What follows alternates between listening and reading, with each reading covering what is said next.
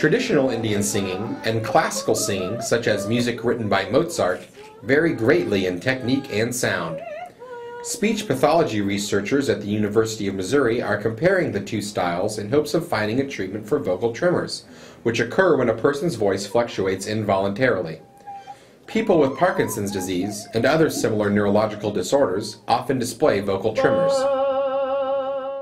MU researchers are seeking to understand the differing physiology between voluntary and involuntary pitch fluctuation. As a speech pathologist, one of our primary concerns would be to see how voice is produced and to look at the basic science of what the larynx can do. This study can tell us what are the capabilities of the larynx when it comes to pitch control or loudness control. So that would be just a basic understanding of how we as humans produce voice. Researchers compared the vocal techniques of Taan, found in traditional Indian singing, and vibrato, which is found in classical music. The vibrato and the one to the left is Taan gestures. It's just a pitch trace of how pitch fluctuations happen. And notice that for vibrato, the pitch fluctuation is more of a smooth and cyclic fashion compared to Taan gestures, which is more rapid, has a distinct pitch dip and jump from one note to the other.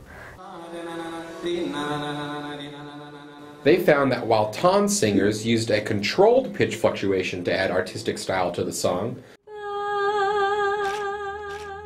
trained classical singers create their artistic vibrato involuntarily. I would say that I hit the note that I want to hit and hold it, and while I'm sustaining it, it kind of is a spinning in my mind. It's kind of what it's doing, and then that is reflected of what you hear.